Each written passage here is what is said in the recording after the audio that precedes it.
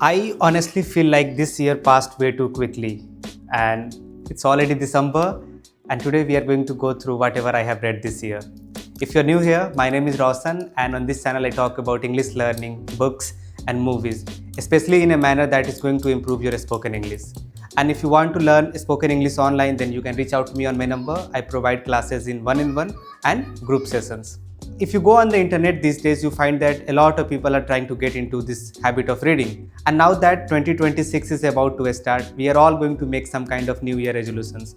And I'm sure that a lot of people want to get into the habit of reading. And for obvious reasons. We all want to reduce our screen time, improve our attention span, and of course, to gain some knowledge.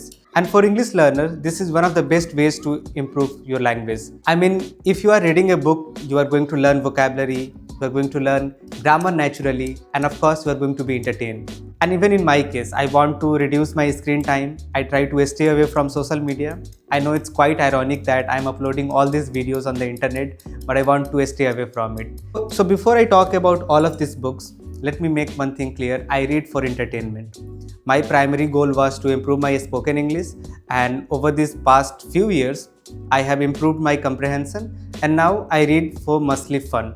And I know that not a lot of people can afford to read just for entertainment, but if your goal is to improve your English, reduce your screen time, you want to get away from social media, then add this habit. So last year I discovered Brandon Sanderson in 2024, and I was reading this series called Stormlight Archive. So I was in the middle of the part 3, and I have talked about this book multiple times on my channel. And yeah, this is basically my all-time favorite series. And when it comes to fantasy and fiction, I think Brandon Sanderson is too good at that. I started my year by reading this book, and I ended my year by reading same author, Brandon Sanderson. So the first 4 or 5 months of 2025 was spent reading Stormlight Archive series, and it's very difficult to explain the plot of Stormlight Archive in a few minutes. So the reason I started reading this series was because I was looking for something grand, something big, which could last for at least a year. And I started with the bulkiest series he has written, and I had a great time reading this whole series. My all-time favorite character is Kaladin, and he was one of the reasons why I kept on reading this. Wind and Truth, I think it was released in 2024 or early 2025. And this is the bulkiest one out of those 5 because of the size also. This is called mass market paperback. The text is small, that's why this is very compact, and I like reading in mass market paperback. Right now my eyes are good, but this 5th part wasn't published in mass market paperback. That's why I had to get this bulkiest version available on Amazon. So yeah, 4 or 5 months spent reading fantasy.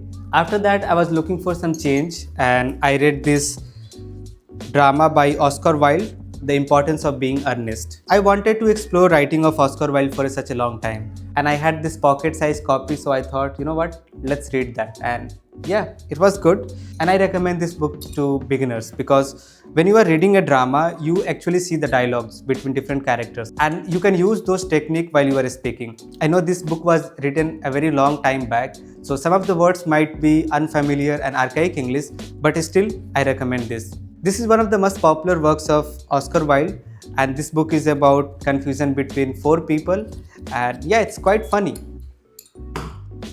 And then I picked up Ernest Hemingway, The Old Man and the Sea, and I read this in 3 hours. I remember that because I was doing a challenge on my channel that I had to finish this book in one sitting, and it took me about 3 or 4 hours to finish that. I think everyone can enjoy it, but especially if you are trying to explore a piece of media which deals with loneliness, and I recommend this book to everyone regardless of your level, whether you are a beginner or intermediate.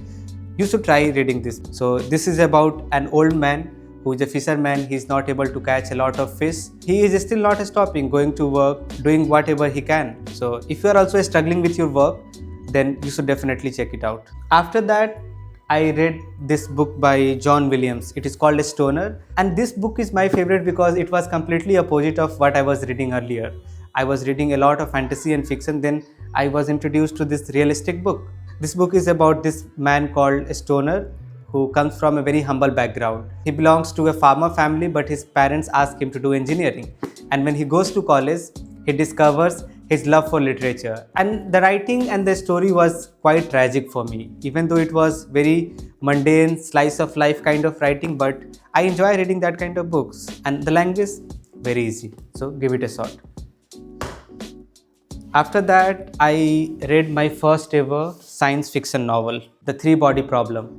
The reason I picked up this series was because of Rohan Joshi, and I have talked about this, of course, in a separate video. I am a big science fiction fan. I love watching science fiction series, movies, but I had never read one. So I thought, you know what, I should start with something. And then I was watching this interview of Rohan Joshi where he talked about that, how he was blown away just by the sheer ideas and the grandness of this whole book. And it was very easy to get into this book. The first part is called The Three-Body Problem, and it is written in gaming kind of language, so you get a different experience. So it's like isekai version of novels.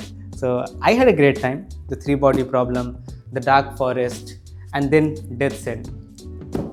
After that, I picked up another series by Brandon Sanderson, this time the Mistborn trilogy. The third book was on my bed because this is what I finished last night. Again, I have talked about two of these books in separate videos.